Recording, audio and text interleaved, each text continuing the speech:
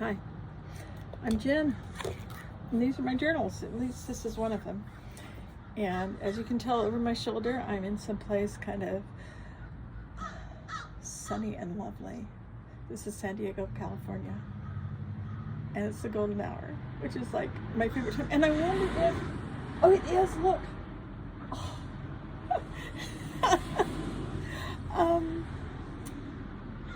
It's when the crows fly to wherever crows fly to at the end of their day. And they go in groups. And I don't know where those guys are going. We live by an estuary too, bay area, a different bay. And they're just flying right over the house. I love this. That's one of my favorite things. And as my beloved friend Susie was having her hospice experience back in June, each day I would tell her when it was this time of day. She was staying in this kind of blank room. Not much on the walls. I'd gone to her apartment and brought a few things, but this was a private home care situation. And there's a dog behind that door playing with something or another. And every day when I started noticing that it was looking pretty outside, I would just tell her. Because when you're in one of those situations where you're just in the hospital room or bound to your bed in some way, you lose track of time, or at least a lot of people do. And somehow it's nice to know. And the crows were really important to me anyway, because I love them. We have a name for them at our house. They're called Wallas. The granddaughter had a friend, a crow friend. She called Walla. It didn't matter where we went. Walla, or one of the Wallas was there, and so that's an account for them. But wow, what a treat! I am learning how to draw birds. I drew a little seagull yesterday on the top of this boat, and the boat was called the Searcher, or Sea Archer. What I was seeing was Sea Archer, like ocean, and an archer like a Sagittarius. I'd never drawn boats before. I don't even know if you can see this, but I saw this really neat thing at the top of a boat, and I don't know what it is. I think maybe it's like where the horn goes, or the whistle blows. And then I just started following the lines that I saw, and in my boat. And these are all the boats in the harbor there. And at one point, finally, towards the end, a little seagull came, and that was cool, so I put in the seagull. And this couple was walking around the park, or the seawall, whatever it's called, the piers. And he had just about had enough of it. And it was just letting her go. And she's, I don't know what preceded it. But I know a lot of people have the feeling like people they've been with for some time, and that's, you don't listen to me, you don't hear me. And she said, maybe that's why I have friends, is so that somebody will listen to me. And where I used to live, the neighbor woman said, if we ever win the lottery, we're going to hire somebody to go in the garage with Mike and listen to him talk.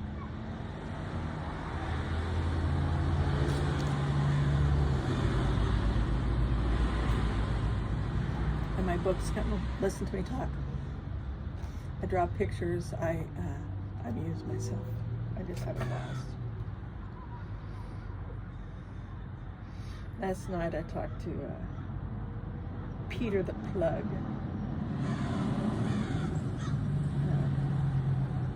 top 10 North American drug dealer. Do I dare say that? He recommended going to is it the Minji Museum? He says they have the best bathrooms in Balboa Park. And I talked to Ryan. And he's a big time fan of Messi. And he's a soccer player. And I wish I could show him the paintings on the walls that we saw when I was down in Buenos Aires. Excuse me, I know I pronounced that badly, but it's how I say it, as if it were the sun sign Aries, but it's I-race, like I race. It just doesn't fall out of my mouth very well. I'm very sorry.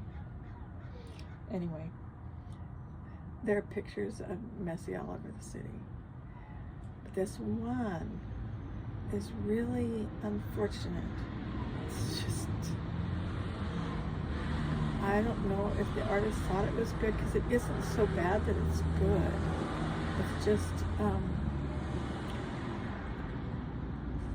I can't see the beauty in it. I see the beauty in a lot of things. Except, wow, how can something be that big and that present and be like this?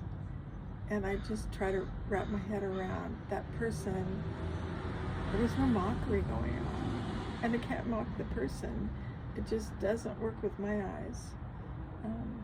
And it's like, I don't know, 3 meters tall or something across the side of a building near Saavedra Park. Anyway, I had just in the previous recording, the previous 20 minutes, talked about going to the old city in San Diego and how to make a cube. Let's see what else I have in here.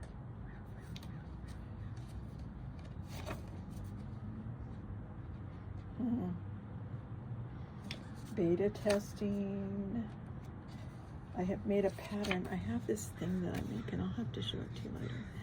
But this is my design for it. It's a cube, and then on each face of the cube, it has a pyramid shape, four-sided bottom pyramid shape set at a diagonal.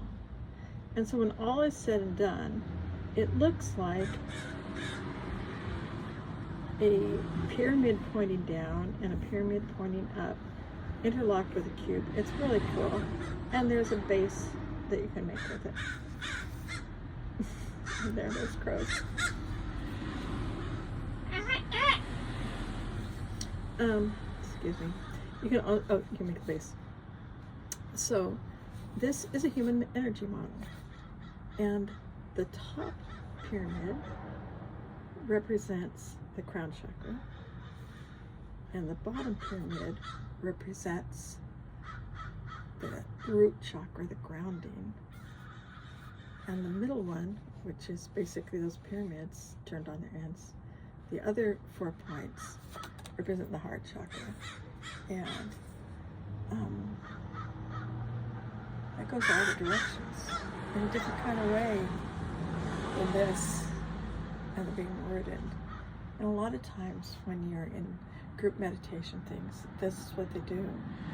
They talk you through being grounded and rooted and just settled in, and maybe drop a cord to the center of the earth and tie in.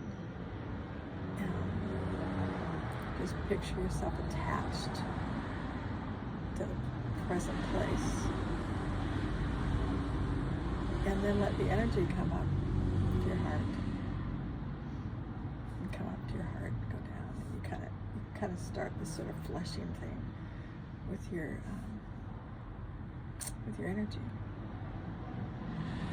And it'll come past your creative areas. It'll come past your gut and land up in your heart.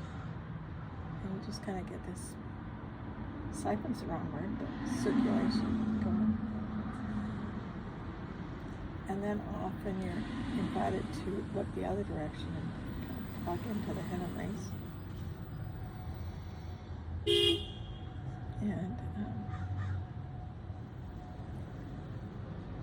draw that pure light down your heart. It'll go past your envisioning and your stories that you keep. And there's the cosmic connection and the way we see things and the way we tell our stories and our heart. Crown and brow and throat and heart. And then there's the root, and I say the art. It's the creativity process. It's whether it's your sexuality, sensuality, or the art that you create, but it's down, and the way the structure works. The three, the heart, the crown, the heart, and the root are in that pyramid shape, but in the box shape, the top of the box, top of the cube, is like your vision, your third eye. And then the way it's laid out, here's the, like this is the heart chakra, okay? So this would be the top of the box, and that would be your vision. And the vertical one would be your speaking, your voice. It goes to the heart. And then coming down from the heart is your solar plexus, where you plug in, where you feel the feelings of somebody else. If you're in an empathic situation, you can actually connect in a way that your gut's with their gut, and you kind of feel a lock in. I'm studying heart-centered remote viewing with Whimsy Anderson.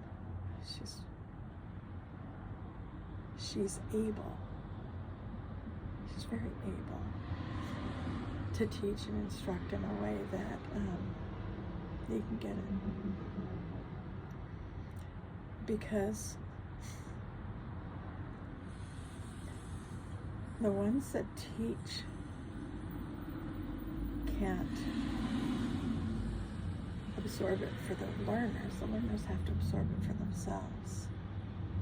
So the fact that she can do heart-centered remote viewing is lovely, and she knows how that works, but she can't do it for me.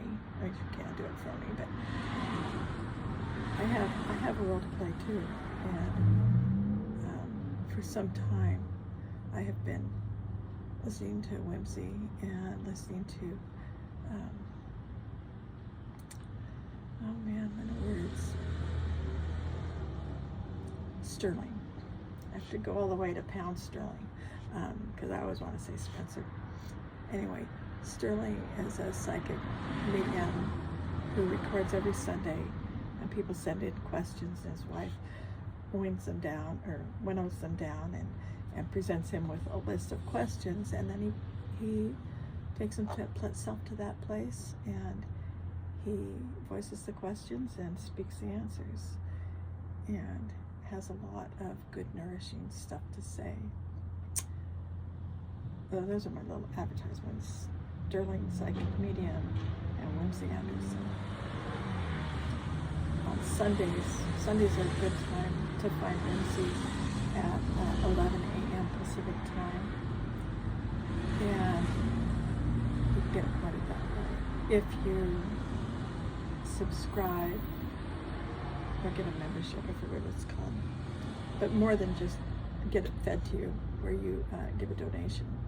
I think it's about $10 a month that she teaches classes, and we meet once a week, and we learn stuff, and we practice it, and we then we get to say what we saw. So she'll teach some aspect, and at the end of the class, she'll have this random generated number and a random generated person from history, whether living or dead, for one of the targets, and the other target will be a random place, like a historic place of some kind. And then we will come to a place of meditation, you might call it, that dropping in kind of place. And we'll settle in there for a while.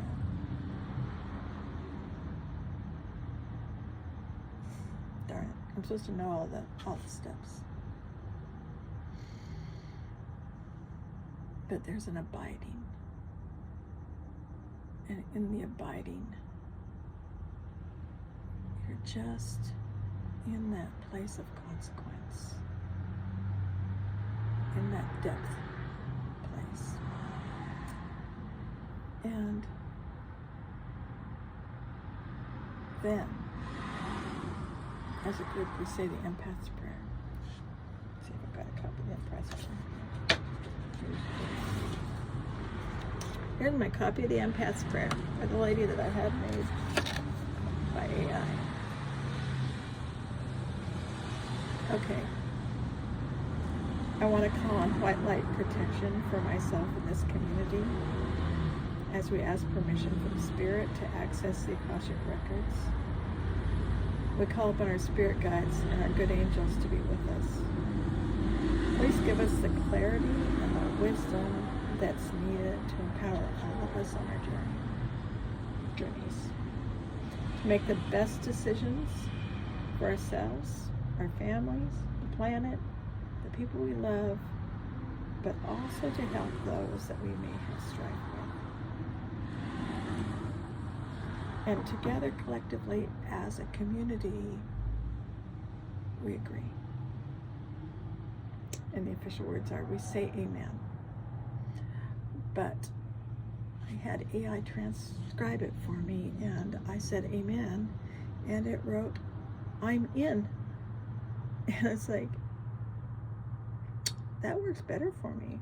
I mean, I know the amen part, but to say I'm in. Yeah.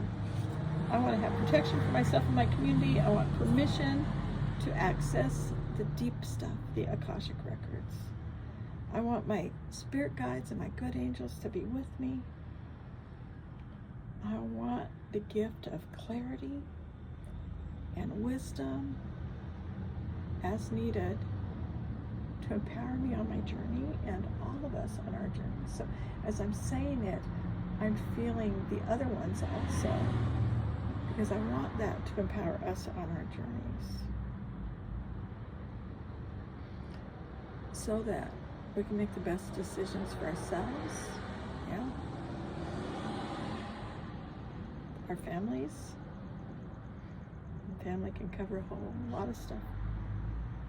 The planet, absolutely. I think she's changing her name. I don't know. In my heart, it's like there was this earth, this planet existed for so long. And I don't know where the word Gaia came from, but it feels like it's the next maturation name for the planet. For the planet, for the people we love, and I guess that's that extension of the family, but there's more than that. I find that there are people that just tickle me when I meet them, and I dig them, and I don't use the word love out loud to them, but man, I'm very interested in the people. But also to help those that we may have strife with. This Empath's prayer, it's called, isn't registered by anybody. It's not copyrighted. It's not written by a person. It was a group of people that went back and forth and came up with this version of it, and you don't have to use this version of it. But it helps if you want to. Whimsy uses it on a regular basis, and it's nice to be able to track along with it.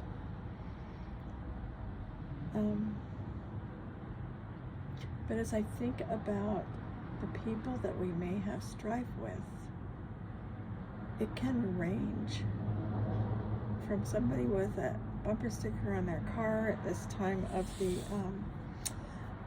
the post-election time, or the person that you do dishes with or for, or you eat a meal with. You might have strife with anybody. If you get fussy with people, you might have strife a lot of the time. Maybe the drivers, maybe how something was said or broadcasted, or maybe like that lady whose husband doesn't listen to her. But that it says we also ask for help for those that we might have strife with. And then together, collectively as a community, we say amen. Amen. So, I've been here just about 20 minutes. And I'll see you next time. Please comment, subscribe, and share. I'm Jen, Sailboat Lady, and the sun has gone down and the golden hour is upon us and passing quickly.